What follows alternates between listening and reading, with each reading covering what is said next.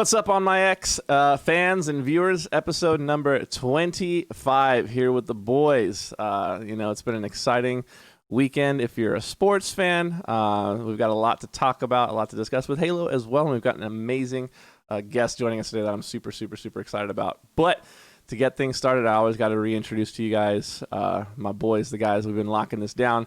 Obviously, up first, we got the national champ, Wes Price, clutch in the clutch. Say what's up to the people. What's going on, everybody? Excited to be here. Rough weekend for my sports fandom ship. But we move on. We have to continue watching. I got to watch a good Breeze Brady game today, and that was a classic that I'll never forget. So far, so good. And also my good friend and co-host and co-streaming buddy, all that, Faisal Khan. Goofy, how you doing, man? I've been good, and I can't even accept the co-streaming buddy title right now because my stream schedule has been non-existent these days, and it happens sometimes. The Goof Trooper waiting, bro. The Goof Trooper lurking. They're waiting. It's a toxic trait, man. I've noticed it actually with streamers, where, I mean, not the streamers that are the most successful, obviously, but a lot of people like me. Speaking for myself, I won't say a lot of people, but I don't know. I'll have these good stretches where I'm streaming, and then sometimes something comes up and it's hard for me to get back on that schedule. And also, for what it's worth, I'm treating this kind of like an off season, and then hopefully, according to Tashi's Twitter, he announced like in February we're gonna have these tournaments start back up, hopefully, and then I'll kind of have something to play for, because I'm gonna be playing those three tournaments. Keeping Justin, gotta keep my boy Justin. No, man, but I'm just playing. It's been good. Another week. Just been busy with work and trying to get back into the gym a little bit. So I've been working out, trying to get my schedule right. But like you said, we have a great guest today. Excited to get to talk to the man. And yeah, man, how'd it go? How about yourself?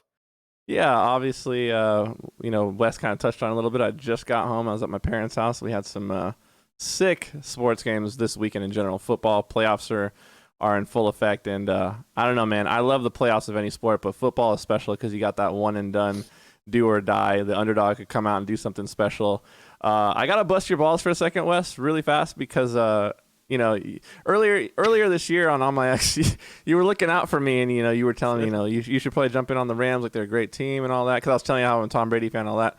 And I was thinking to myself yesterday, or actually on my drive home, I was like, man, if I would have followed with what Wes told me and been a Rams fan and all that, I would have been really disappointed this weekend. But just sticking to my guns, sticking with just following Brady, and I'm happy at the end of this weekend. So I mean, Brady plays the greatest player. He's playing Aaron Rodgers. He literally plays the greatest player to ever throw a football next week, and you can already book Brady's seat on the couch next to me for the Super Bowl. I promise you that. Oh my! So we're making those bets already. But what a crazy sick playoff run, for him to have to go through these greats, having to take down Drew Brees and potentially most likely taking down Aaron Rodgers next week. It's going to be a good. I mean, this is legendary. It's a great this is GOAT stuff. Story, but we don't live we don't live in that world, unfortunately. So, all you Brady fans, you're gonna have to keep waiting for his next trophy because it's not coming this year.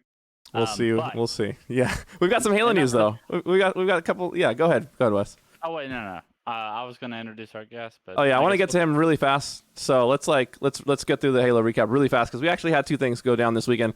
Faisal, the first thing was the Halo 5 2v2 co-ed. Tell us a little bit about that tournament.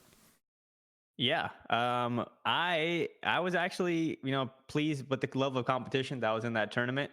I think those co-ed tournaments are great for the community. We had a boy girl, every team has to have a boy girl. That's cool. Okay. Yeah. So Halo 5 2v2s. We didn't have that back in our day.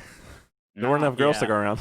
Most of us were terrified of girls at that point. But yeah, Command Station and Bound, I believe, were the ones that took home the victory in that tournament. So congratulations to them. And yeah, did you get a chance to check out that tournament, Justin? I kind of tuned in towards the end of it, and I was seeing on Twitter some of the results. But yeah, what'd you think about it, man? Yeah, I had to tune in a little bit to see some of the homies and support. I checked out Lady Echidna. Her and Anthony were doing pretty well. Obviously, Divine Damsel, and I think she teamed with Trippy. So I had to watch them, show them some love. But man, Command Station and Bound. I watched Command Station stream at the end of that tournament. That girl is raw, bro. Like that chick is good. The final There's in a the lot of finals, solid females in the scene. absolutely in the finals. Kenna's not bad. I've turned her stream on and watched it a little bit. She can she can play some Halo. They can shoot. I mean, I watched Command Station go on a frenzy in the last game to close out the thing on Regret Slayer. She's just zipping around the map, all the movement, all the shots. So really great to see that. Really great turnout, and it's cool to see the Halo community putting on things like that. That's just a cool concept of co-ed. So that was pretty rad. We also had today, actually, we're recording this on Sunday, there was a draft tournament. So if you guys don't know how that works, there's like captains selected, and they put together some teams, based on players, and like there's like a tier list so people can see who's good and all that. They like I don't know how they judge the skill, whatever, but they have people actually tiered out. And coming out on top of that, Ryan Noob. No surprise there. He was able to put together a squad. And when I tuned in earlier, this man was literally telling every single person where they need to be and what they be doing, and still playing well himself. Because I feel like for me, when I'm having to tell everyone what to do, my game suffers a lot. Ryan just does it with flying colors. It was Ryan, Fraggin, Truth, and my guy Placement, who actually plays from Japan on like 200 ping. So shout out to those guys for taking home that tournament. Yeah, I've never played Truth, but the other guys are pretty solid, so no surprise. Yeah, and to see Ryan, just winning at whatever he does in Halo 3, that guy is just so talented. But let's get to not a surprise. Yeah, let's get to the main event, Wes. I'll let you take it away from here, bro. All right, everybody, we got a special guest, a close friend of mine.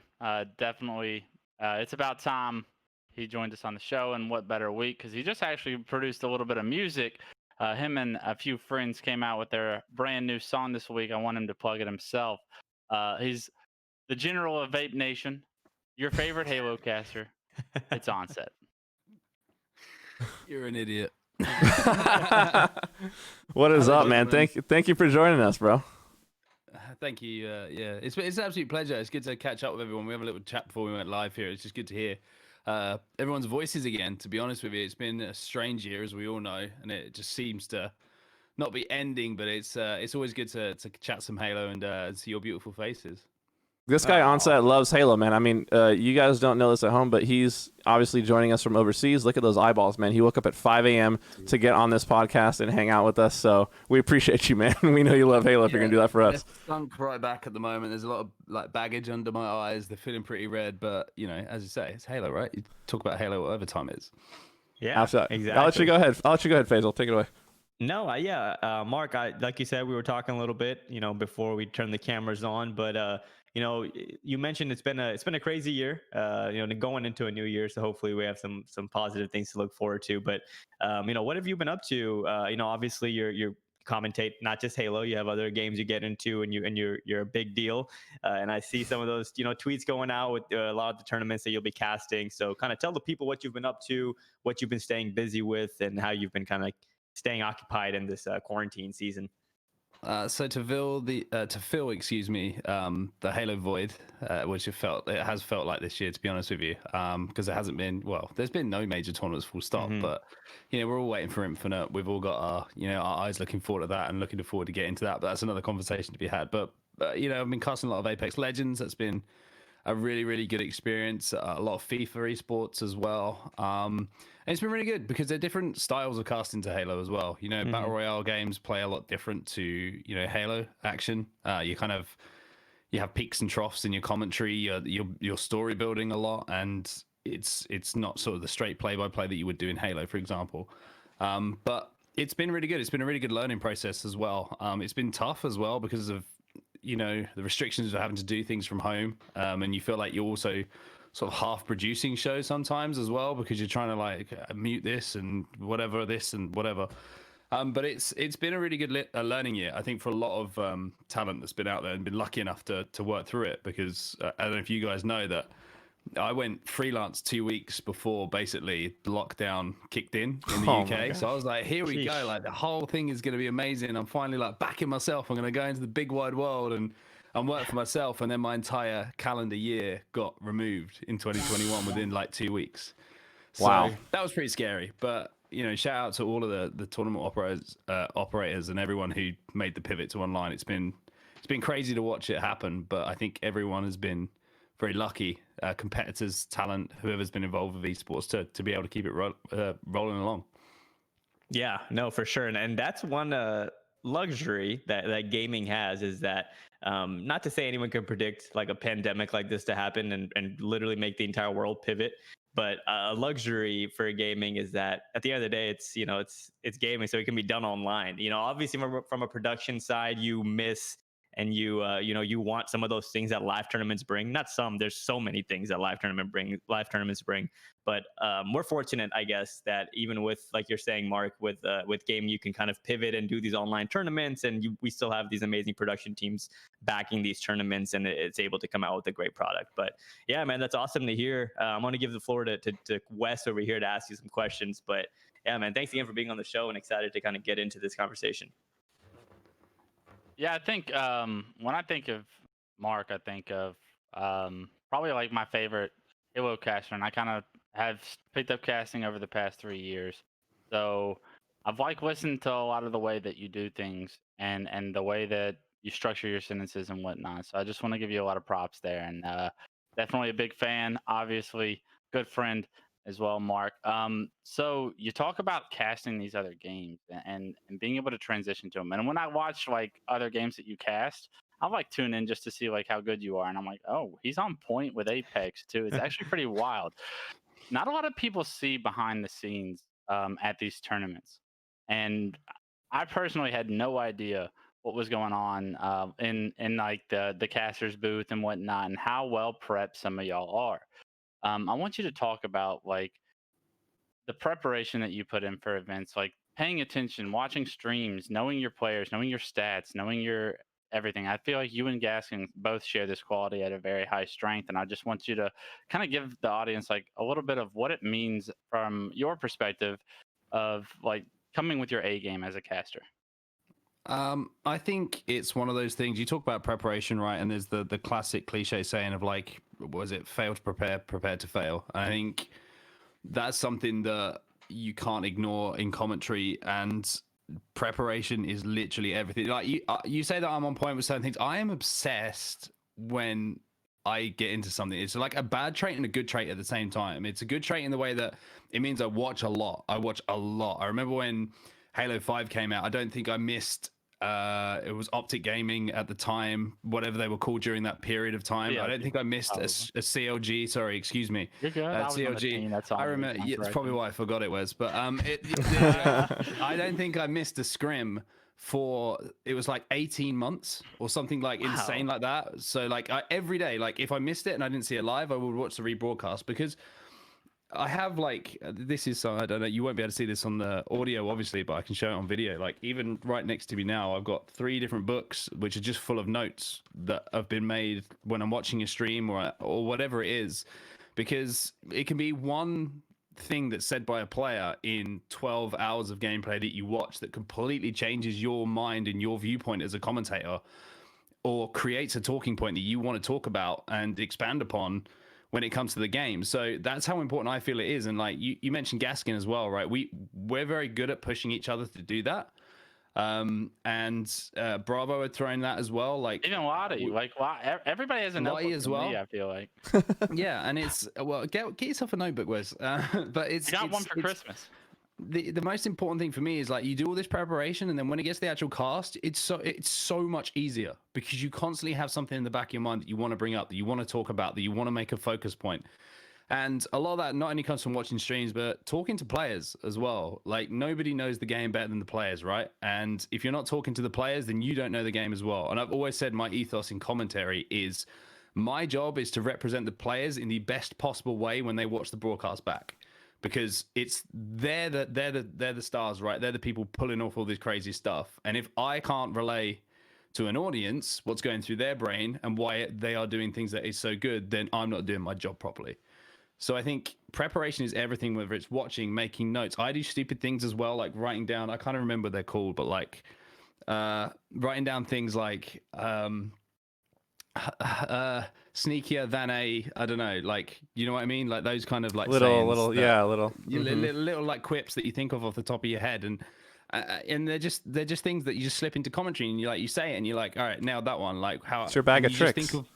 Exactly, and it's all preparation. So I think it's stats, but it's more the understanding of how you want to portray what the players already know is happening is the way that I see it. And you can do that through preparation. You do that through watching. It's the only way that you're going to learn.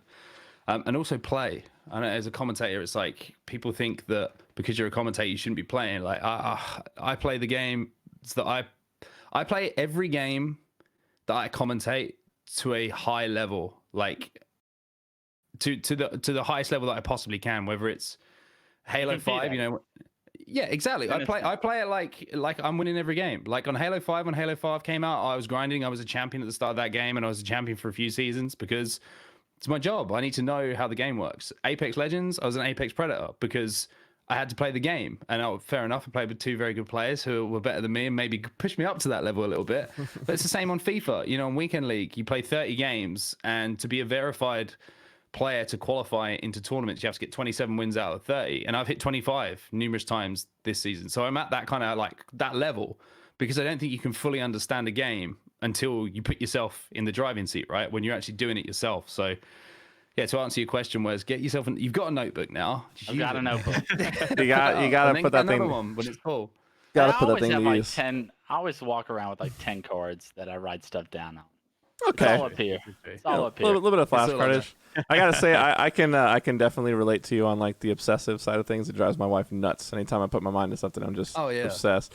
But really, really great points. I mean, there's a lot of folks coming up wanting to get into the commentating game, and it's rad to hear, you know, from you, a true professional, about the work that has to go in behind the scenes. Obviously, you got to treat it like any other profession. You got to treat it like any other thing you're competing in, because at the end of the day, there is a limited amount of gigs for commentators, and what are you going to do to separate yourself? How are you going to outwork everyone else that's gunning for that exact same job, right? And I feel like, you know, I follow a bunch of different esports leagues, and I feel like it's every other day there's a highlight reel coming out, and I'm like, oh, there goes Mark again. He's doing his thing. He's getting his stamp on like everywhere. So, you know, keep hustling and keep working at it, man. It's you're honestly a pleasure to watch and listen to. You're a pleasure to listen to you're a pleasure to listen to in a lot of different ways, though. You know, recently I put out a new music project that I got to jump in on. You know, Apteekii. Am I saying that correct? Yeah. Apteekii and superb. Yeah. It looks like a trio, right? It's like 3 of you guys kind of working on this project together. They put out their first single. It's called "What's Real Chat." My experience of listening to it, I gotta share with you, because I know as a musician it's fun to hear sometimes, like what it's like. I turn it on and it kind of starts. It's like got this like vibey like electronic drum thing going on. There's some piano stuff going on, and I had no idea what it was going to be going in. So I was like, oh, is it like a cool little electronic band kind of thing, instrumental vibe? And then I don't know who sings. I don't know if is it you that's singing on it, or is it one of the other guys? I wish. No, it's not you. So yeah, I'm not a singer. Yeah, your guy starts singing on it, and I was like, oh, this is good. You know, I'm tracking along, I'm vibing.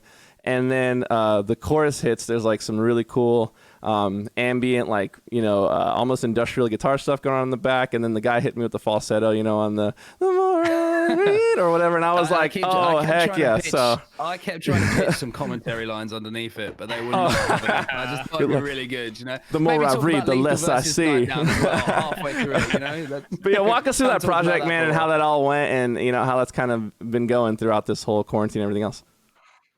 Yeah, so that was kind of a weird one as well. Like, lockdown happened in the UK. I live close to one of my very good friends, and he works for he's a backline tech and a drum tech for really major artists like Clean Bandit, Freya Ridings, Goldfrapp, who you might have heard of. He does all of their tech stuff on their tours, and all his work got cancelled at the same time that mine did. So we were like, well, this isn't good. So we decided to try and, he felt, he said to me, he felt sorry for himself for about 3 weeks, and then realized it wasn't sustainable to feel sorry for yourself for any longer. So he started writing stuff, and he sort of spoke to me. He was like, oh, we should do some music, as we've always said to each other, as people always do, right? You always end up being busy. And just started putting some stuff together, and it's been really fun, really cathartic. And we've ended up somehow or other with an EP. At the end of it, we've got 5 songs that are going to be coming out at some point, and it's just been really fun. And then we got Matt involved, the guy who sings, who kind of like holds it all together, and he's the talented one. So we're kind of just hanging off his coattails, but he won't listen to this, so it's fine. I loved it, man. It was really cool, and I love seeing Appreciate it. creators create, right? And I want to hear you share a little bit about the experience as a musician. I It's thought you were so gonna ask me weird. to sing then. No, I was no. terrified. I was like, you should share a bit now. I was like, No. There's something so strange about music, because it's something you make it and it's kind of your baby, and you keep it to yourself for so long, and then you release it in the world, and it's like all of a sudden it's not yours anymore, and everyone else gets to react to it and all that. What's that kind of been like for you, seeing people's responses online to the track and all that stuff? I mean, it's been really cool. It's been. So I kind of made a joke with a few people that when it came out, I was like, I know you're my friend, so I'm expecting you to tell me it's great, and that sort of thing, because your mate's always going to tell you it's good. But it hasn't really been about that, to be honest with you. As I say, it was just cool to write something and get it finished and like put it out and just say, look, we've done this. This is really cool, and we're really like proud of it. But if everyone turned around at the end of it and went, we don't, there was no response, and everyone said, I don't like it, whatever, that wouldn't have bothered me, because it was more about completing the project and It was and for you. doing. Yeah, exactly. But it's been pretty amazing. Like, the response has been crazy. Like the BBC have picked it up over in the UK, and they're playing it on their local like introducing shows, and So sick. it's been played on the radio a fair bit. And it was like, we didn't even put the song out. This was before it even got put out, and we were like, all right, we've just written this thing at home. Like, the whole thing was done. We never met up in a room as well. Like, the whole thing was done from our from our houses, from where we lived. So it was just, it's been really cool, man. And like, anyone who has listened to it and anyone who shared it and done whatever to support it, thank you very much, because it's been really cool to see people like sharing it and listening to it and enjoying it. And hopefully, that's the first track. It's like a chilled, mellow one. The next one that comes out is a little bit more upbeat. Sweet. Okay. And it's my favorite one off the EP. So yeah, Nice. Nice. So we'll does he get- definitely yeah. be putting the link for the song in the description. And because obviously, as you being a part of the Halo community, when you dropped it caught me by surprise. I was like, oh, what the hell? I didn't even know. And then I looked into it more and more. And then we were talking before the show. I didn't know you were even involved in music that way. And you said you've been playing guitar for a long time. So I have, before we move on into some more Halo questions, I pulled up the Apteekii Twitter, and I wanted to kind of pick your brain on what, kind of expounding on the tweet here. Okay, so it's by the Apteekii Twitter. It says, "What's real?" And then it says, "A song written about mass misinformation, a man shouting into the void, and birds that tweet." Seems pretty relative for today. So Got me. okay, so is it about Wes or what? There's a song about. I texted Onset and there's the song directly about me. Wes. Yeah, there's a song directly about Wes on the EP that's called "My Favorite Former Sheriff." It's a hidden track, but I think you'll enjoy it. Yeah, that tweet. Yeah, well, the song is about, the subject matter is it's fairly obvious, I think, for a lot of people who can kind of read between the lines a little bit, but it's more about how we kind of, the world's very confusing, right? And nobody knows what's going on at the moment. And I think it's a product of a lot of people. I don't want to get too like deep and meaningful here, but people look up to people of power and expect them to tell the truth at all times. But over the years, that truth has been decayed, and there's so many lies been told, and people are confused, don't know what to believe anymore. There's a rising conspiracy theory, all this stuff. And it's like, basically the song is saying, am I allowed to swear on here? Like, the song is saying, in a nutshell, what the fuck is going on is what that song says. Because everyone's just confused these days. Nobody knows, and everyone would just like a little bit of honesty and someone to take, one of the lyrics, like, take my hand, like, just show me the way to be happy. And that's what it's about. Amazing. It's great. Yeah, it's great. I was like picking up on some of the through lines there, and I love that stuff. I mean, music is such a powerful tool to just have, as a like a wake up call, or to have people ask the questions, or to have people look deeper. And so it's great to see, there's always like the fun party pop stuff, but it's great to see music as well that challenges folks to think while they're listening to it, challenges folks to really assess the things that are going on around them. So yeah, love it. Can't wait for more, man. Thank you, dude. I appreciate it. Honestly, like, it's put a smile on my face. I think there you go. Yeah, I think people can relate to like a lot of the messages that are in it, right? I think especially throughout this past year, we talk about COVID and all the questions people have. I mean, if you're from America, our government is wild and out, and along with society with it. So It's the same over here, man. Like it's everywhere, and I think like that's one thing we did try and do on the EP, like lyrically, is try and make write about stuff that's relatable to people, right? Like there's songs about confusion and feeling scared. There's a song about kind of people's mental health and how people feel really lost at the moment, and that's been kind of compounded by the year that we've had. There's songs about there's songs about relationships and love and all that cool stuff as well. So it's not really an EP where you'll hear DJ, can you turn that up? That's coming out on the next EP. That's one where Wes collaborates. Yeah, that's I want to see the cover photo for that EP. That's Onset Unchained right there, or something like that. You know? It's me and you guys are diving right into the heavy stuff. In the middle of the sea with their arms up. That's what it's gonna be. That's Fate Nation. Oh man, Fate Nation. So do you have is it gonna be like a kind of like a surprise drops for the tracks here and there, or do y'all have planned dates for when you're releasing the rest of the music? We got planned dates. The second single will come out I think in around 3 or 4 weeks, and then it'll be around a similar time, and I think the EP should come out as a whole. So cool. Yeah, you'll be Very out cool. there. Nice. Looking forward to it. Well, I got to jump into I guess it's not really a Halo related question. I got to give you the question I give every guest that comes on, because I have a feeling you got some great stories. Every person that comes on the show, I have to ask them what their most outrageous or memorable behind the scenes LAN story is. So I can tell you already got something on your mind, man. Go ahead and just let us in on some of the wildness that you've experienced. I don't know if he'll let me say his name. Maybe you could probably. You don't have to say the name. can If replace it's a it with funny story, Bob, you or could if probably it- just yeah. be like said person, or just, We know it was Wes, so I mean, you could just say No, what. it's not Wes. Wes is a good boy. Wes is fine.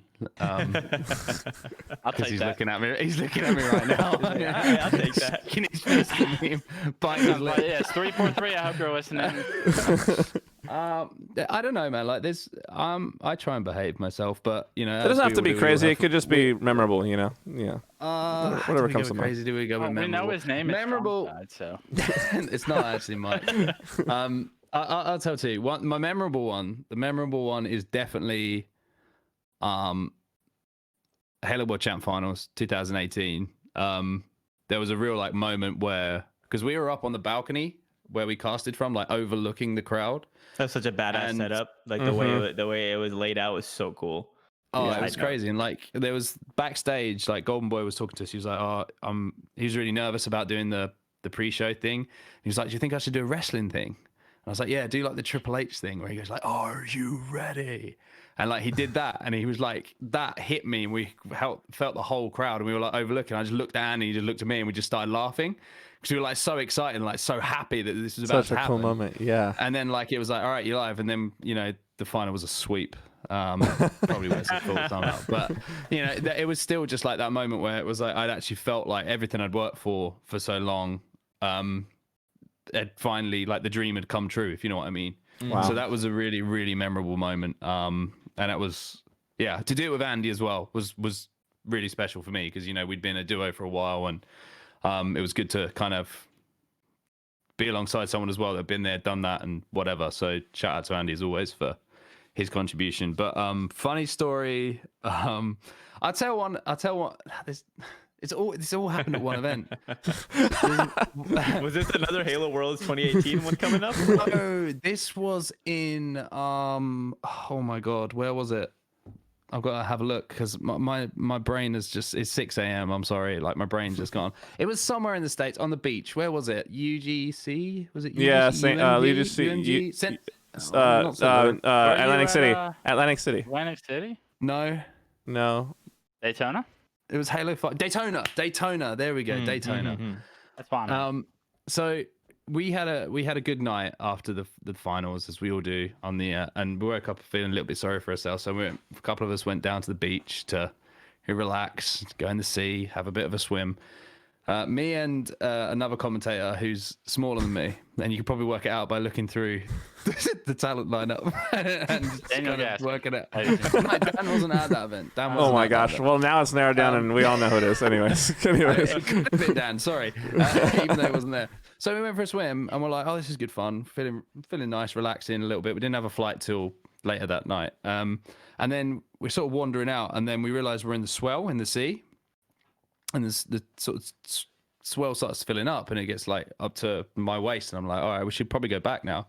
So I start swimming back, and the sea all of a sudden is like, holy shit, it's like up here, and I can't touch the bottom. I'm like, all right, this is water. So I start like trying to swim back, and I'm like, Jesus, like I can't. I'm really struggling here to go against this tide, and I'm like proper putting it all in. And I turn around, and name redacted is behind me. I can just see his head, just like this, just bobbing. And he's like, you know, when there's that laugh, but it's a laugh of fear. It's like, hey, are we gonna be okay? And I just go, are you okay? And he goes, no, and just disappeared. And like, it's funny now, but he didn't come back up. And I'm like, oh shit, like, and then all of a sudden his head comes back up. And he just goes, like, with a mouthful of water, goes, help, which is funny now, but and it is funny now. And I was like, oh shit, like, what do I do? And I'm like, because I tell you not to go back in.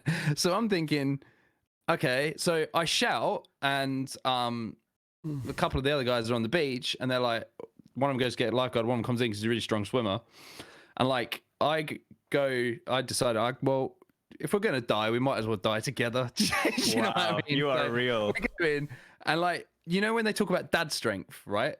And they talk about like when their kids are in like a perilous situation. I just remember throwing him like a dart forward, like literally just throwing him over and like just swimming in. And by that time, some of the other guys had come back in and like pulled him out, but like he went into like, he was like a proper shock, like he was completely white and like on the side like for ages, and it was really, really scary. But like we can laugh about it now because it's funny, but at the time it was terrifying. Like I thought we were gonna die. And that was the Just day went we for a swim. Okay, first of all, you're a damn war hero, because that is, I can't imagine being in that kind of situation. Like you're saying, like, the reactions we're getting is kind of mirroring yours. Like, it is serious, I'm sure, at the time. Yeah. But hearing you tell it and laugh about it. I was not expecting a life or death story when I said memorable stories. I was not expecting this. Crazy. That happened at a Halo event on a. Yeah, it was just, but it was after the event. You know what I mean? It was just two people going for a swim, and what happens. But the problem I have is whenever I'm in a serious situation like that, I start laughing. So during all of this, I'm laughing. Like when I'm in, like, thinking I'm going to drown, I'm giggling to myself going, I'm going to drown. And like, it's really bad thing I have. Like whenever like I got injured or something playing sport growing up, people couldn't tell if I was like properly injured because I just start laughing. And like, I tore my Achilles really badly in a game. And like, I was just crying with laughter, and it was like, "What is wrong with you?" It's like, I can't run anymore. What is wrong with you, Mark? It's like, it's this weird reaction I have, like, where I don't get concerned or worried. I just start laughing as like a coping mechanism, I think, when I'm like, oh my god, in fit. So yeah, but that was a good story. It's funny to know how like uncultured you guys are towards the ocean, because I know like beach stuff is probably not like a huge deal out there. Like for me, I go to the beach over here. Yeah, see, like for me, I grew up in the Caribbean, so I'm like, dude, they didn't know to just swim parallel to the beach, and then you'll find the right spot to go in. You guys just like panicking, just immediately trying to get back in. No, yeah, okay, that's you swim across sideways until you find the spot that's not pulling, and that's how you get back in from that situation. I live in a tiny little village in Cambridgeshire in the UK. Crazy how Halo brings us together. Right? Yeah, still thinking about the scene where you just got this super strength and just picked up. Just threw on your boy, dude. Just threw him, bro. Like. Wow. Full scent. Amazing. I think you deserve a Medal of Honor, like Halo said. I gotta say that's in all of these episodes where we've asked our guests to tell the story, that has to be I agree story I think I've ever heard on the show. Agree. And there's another story where find out who this was. There's another story where every time that me and Wes are in an event, I lift slightly more than he does, just to remind him. Just not a real thing. That's the funny thing is that. Wes, what do you have to say? I mean, do we see my arm right here? Holy, that's a can. Wes is wearing a small T-shirt though, so it doesn't count. This is, I think this is a double XL, but we can check it. Okay, now that we got through. Wait, did you say you had another one, Mark? You said you had another one. I think I'm done. I Okay. think Here's- it's No, probably I think best he was for just everyone. making stuff up at that point. I Oh, think he gotcha. actually made up. He could have probably made up this past story about saving someone's life, trying to seem like a badass too. I mean, I So think I if he made it wanted up, he to- wouldn't have included himself also drowning. I think he would have just been like, dude, I saw our caster drowning. I jumped in, saved his life, but he included himself in the struggle. So I think it checks out for me. If I saw someone drowning, I'd get my phone out. I'm gonna ask Andy. Yeah. I'm gonna ask Andy It's gonna about go the viral. story, and he's gonna tell me that Mark was the one drowning in the ocean, and Gaskin He went out saved there me. and threw him over his head. That's what's actually gonna have happened. That's an image I'd love to see.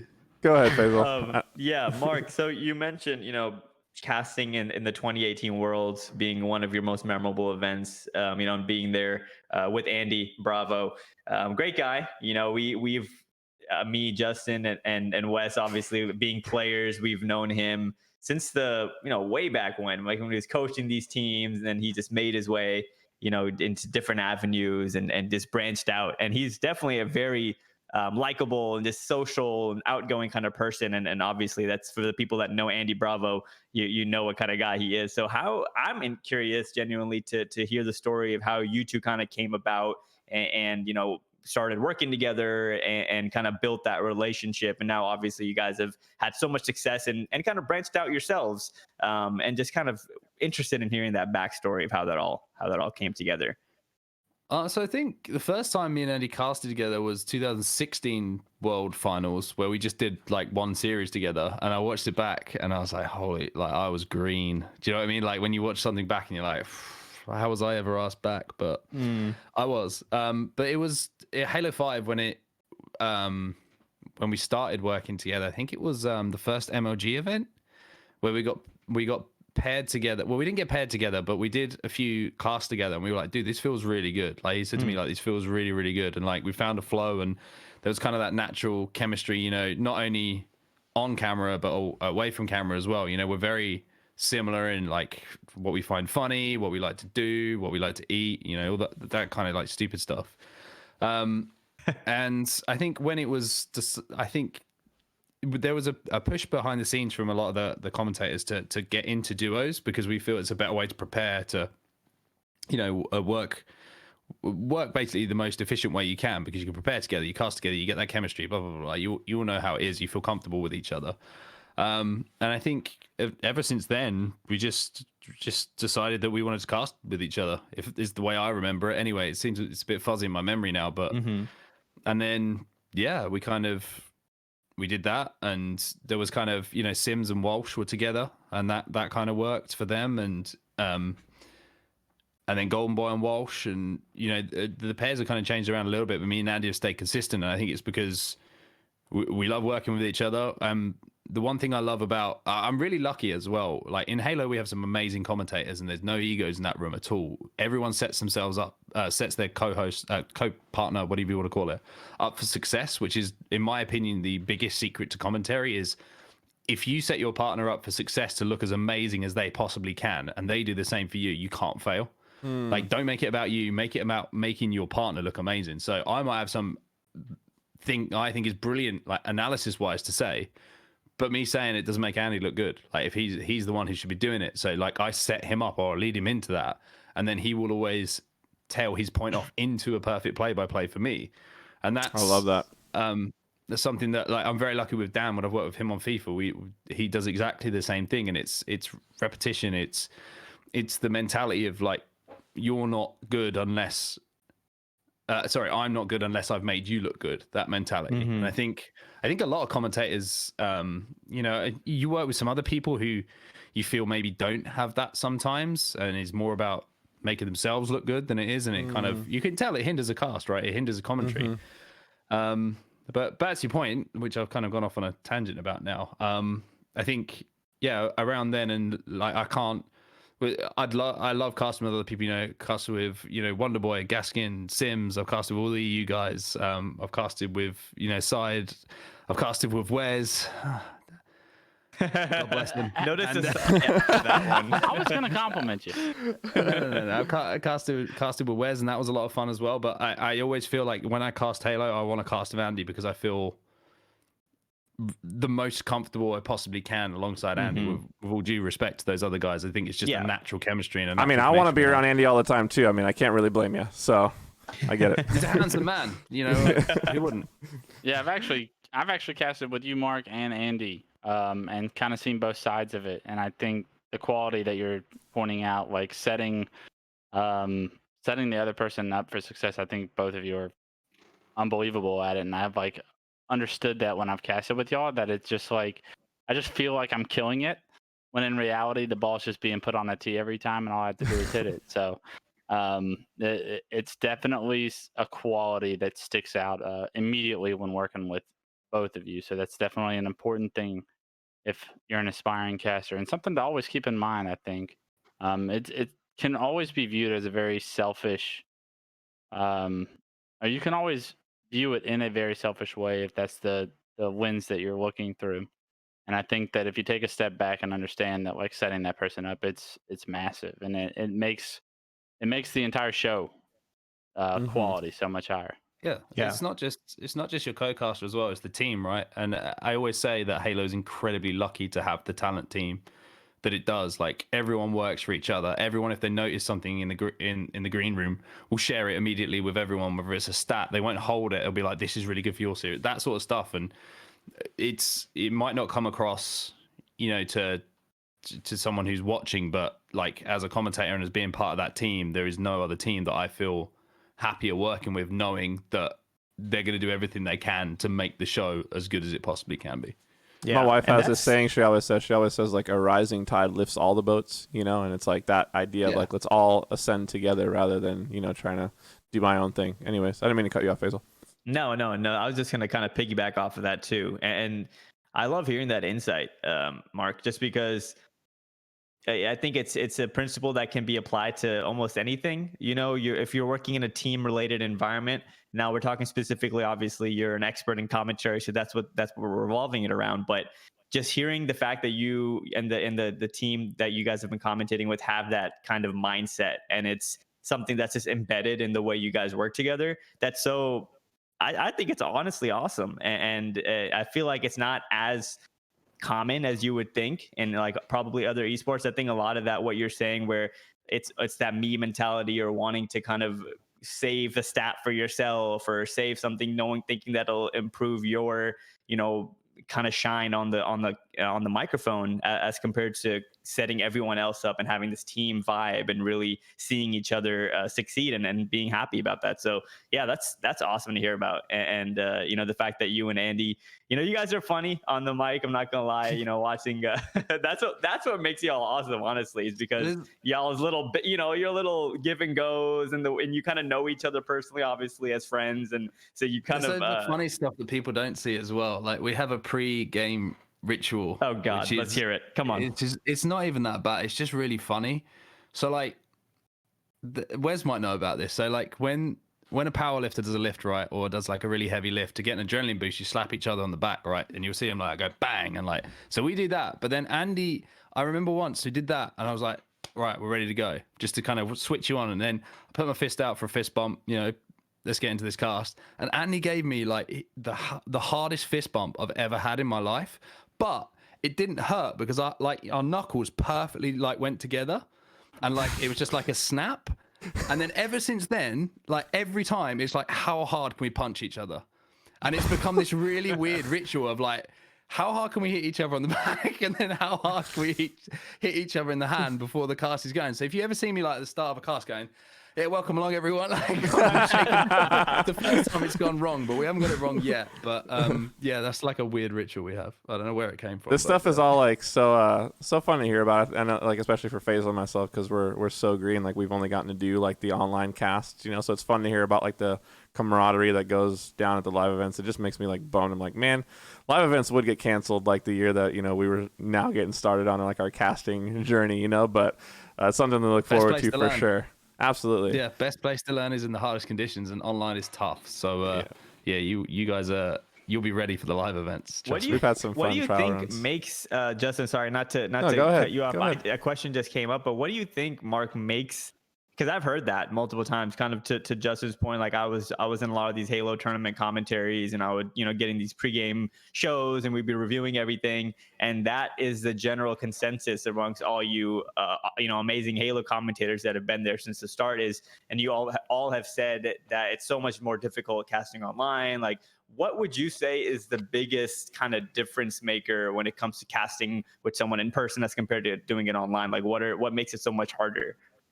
You don't have your partner alongside you. You can't work off their cues, their body language. You can't help each other in those moments where one of you might not have intentionally got a little bit flat, and in your commentary, and the other person's going, "Come on, like pick it up right next to you." Like, you don't have that, and you don't have a crowd.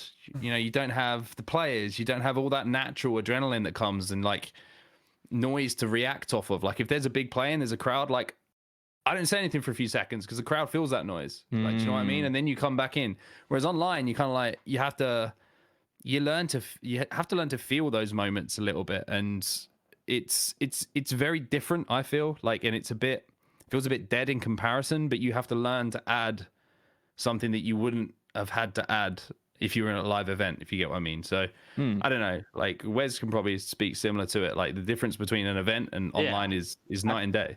I think it's visual cues. I mean, I think one is visual cues, and a close two is energy. To your point, like there's nothing like an adrenaline rush that I get when I know the camera flicks on and I'm live, and all of a sudden we're about to see a finals, or we're about to see some really good Halo, and just get into it, right?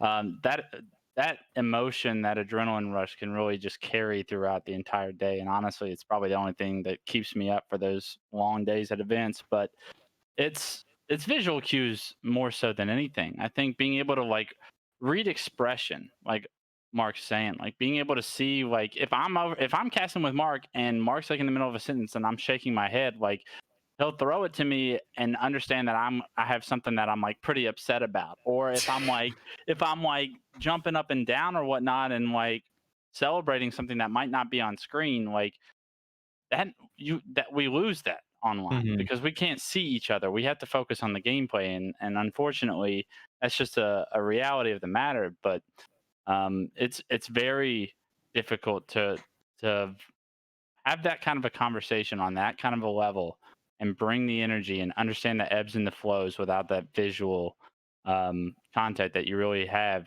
at live events as opposed to online. Yeah, I mean, there's production things as well that I don't want to moan about because it's online, right? I think it's amazing that we're doing these shows full start. Like, your feed might lag, you know what I mean? And you might have a problem where someone, whatever, like all these sort of things that you wouldn't have at events. But I think they're just like part and parcel. It's online, right? There's going to be these issues, but I think it's the human interaction that isn't there, the crowd that gives you those cues. It's just different. It's just different. Yeah. And like, you don't get the same feeling. Like, Wes will know when you've crushed the cast and you come off, like, and everyone else is like out sick. Like, there's no better feeling because you feel like you've done a good job. And at home, you're like, okay, I've done really good, right? And then you turn your PC off. And you're like, I'll have a coffee now. Yeah. It's just not the same. Like, I want to ask you a question. I know, like, early on for me on my first cast, our producer afterwards was like, hey, make sure you go back and watch it. And I like felt like pretty good about it. I was like, oh, I feel pretty good, but I'll go back and watch it anyways. And I watched it and I was like, dude, like, there was so much I learned right away. And I was like, dude, do you ever shut up? I was like, sometimes silence speaks just as loud as like saying something. So like, if you could give like one tip to a caster coming up, what would it be? Take your time. Let's use Halo as an example, right? Because different games are different. Like, if you're a play-by-play, one thing I had to learn, and one thing that I was told, that's another thing about working with the Halo guys, right? They're not afraid to tell you something to work on, like in a constructive way. Like, I would be 100 miles an hour the whole time because I thought, I'm play-by-play. I need to be hype. I need to make everything exciting. No, like, you need to learn to structure your cast, and I'm only going to talk about play-by-play here in a way where you make the big moments of the game obvious big moments. And what you mean by that is, like, everything else, you have to be at a level, and then you build to those moments. When you see them happening, that's when you go, and that's when you bring it back down again. It's all about ebbs and flows. It's all about creating moments. It's all about just taking your time. And if you've got a 5-game series, you know, or a 7-game series, well, what's the point in going 1,000 miles an hour in game 1 and 2? Like, naturally, that will happen if it's an amazing game, right? But you got to remember that the series isn't decided in 2 games. Like, it's game 4, game 5, game 6. That's when you have to pick it up. And that natural progression through as well, the crowd will feel that, right? If you're 1,000 miles an hour and then you drop in the 2-3 games and you get like, everyone's gonna be like, what's going on? Like, this is the moment. Whereas if you kind of build slowly and then you kind of, you know, you sow the seeds and then you get into game 2 and you're like, okay, this is happening now. And then when you get to that moment, it's a big moment and you're giving it 100%. Then that moment means so much more than if you would have just been at that stupid level for the whole time. So it's about learning. It's learning the craft. It's about feeling those moments and learning where it is and have fun with it. I always say, like, to anyone who wants to get into commentary and whatever, just smile and have fun with it. Like, you can't go wrong as long as you're having fun, because if someone's listening and watching and you're not having fun, then they're not going to have a good time as well, right? And don't be afraid to make an idiot out of yourself. I do it every single time that I'm on a cast, whether it's saying the wrong word or stuttering, like any of that stupid stuff. Like, we're all human, right? Like, you'll make mistakes, and like you said, you watch it back and you'll learn. Watch back stuff as well, like, as much as painful as it is. And if people give you criticism, don't take it to heart, because they want you to be better. That's how you got to see it, right? Someone says you're shit, you go, why am I shit? Give me a reason that I'm shit, so I can work on it, so I can not be as bad next time for you. You know what I mean? But also, I don't know, this is a lot to take in right now, but not everyone is going to like you. Even if you do a perfect job, even if you did the best fucking cast of your life and it was brilliant, not everyone is going to like you, because they just don't. No one likes everyone. People like different people, right? So don't get down on yourself. Just prep, work hard, learn ebb and flow, and smile. Love that. There it is. Yeah, I asked for one, and he gave us a whole list of amazing things. So make sure you guys take those notes. Take those notes. No, massive list. Do not apologize for that at all, because that's all stuff that even myself, I'm like literally making notes came of. from the heart. I love that. So yeah, go ahead, Faisal. No, all you know, again, Mark, we're gonna look to kind of wrap things up here, but from everyone, you know, here in the community on my X, and obviously speaking for myself here, thank you so much for coming on and really giving insightful you know, answers. I know a lot of the questions we asked, a lot of them are just from genuine interest, but we're trying to kind of gauge what the audience wants to hear as well. And hearing you being like that pro top level commentator across multiple titles, come on the show and really break down some of the stuff that's helped you grow and some funny stories along the way. It's definitely been a fun episode. So I want to give you the floor, Mark, before we kind of go around the table with us three to kind of give a shout out or let the people know, you know, what's going on in your life, and kind of wrap us up, and we'll get out of here. Well, thank you to you guys. I think you're doing an amazing thing with the podcast to keep it going so consistently. I think it's been a lot of fun to listen to. So shout out to you guys for keeping it even Wes. I thought my voice was especially fine to listen to. even you. But yeah, and to you, all of you, you've been crushing the online casts, and looking forward to you know, growing and hopefully working alongside you soon. So yeah, that's it really. I'll just be here, sat in my flat in lockdown, playing video games, commentating. No gym right now, right? A good time. No, I am officially fat. So yeah. Yeah, I hate to see it. Well, Justin, I'm gonna look very different next time you see him on camera. Oh God! All right, we'll have to wait and see for that. But Justin, you know, let the people know what's going on, and let's wrap this up. Yeah. You know, obviously we will have Mark's music stuff as well as all his socials tagged below in the description. Make sure you guys watch that. As for myself, streaming Halo every single day. You know, bringing you guys that content consistently. Twitch.tv/Hunter_JJX. My goal for this week is to be less toxic, because let me tell you, I've been letting it get to me lately. Being on that grind every day. And if it continues, we're gonna have a conversation on the next On My X. I've seen some of this toxicity come out. Yeah. I'm not proud. Let it breathe. Yeah, I'm not proud of it at all. I'm not proud of it at all, and that's something that I'm gonna own up to for sure, and really strive to be better at. So that's my goal for the week. Yeah, be streaming every day. You know, I'm on Twitter, Hunter_JJX. Love y'all. Thank you guys so much for tuning in. 25 episodes. Make sure you let us know what you think in the comments and whatnot. On to Wes, bro. Yeah, and Justin, we're gonna touch back next week, and we're gonna do the toxicity check. All right, so we're gonna have you better be true to your word. So yeah, like Justin was saying, Wes, let the people know where to find you real quick, and let's get out of here. I don't care if you follow me or not. Just make sure you go down to the comments section or in the information section, download that new song, Check it out. give it a listen, and we'll figure out socials and whatnot later. Goofy. Yeah. There you go. Like Wes said, check out Mark's new song, Apteekii, and their Twitter. We'll put all that information in the description. But for here on All My X, we are out of here. Episode 25 with Onset. Peace. Peace.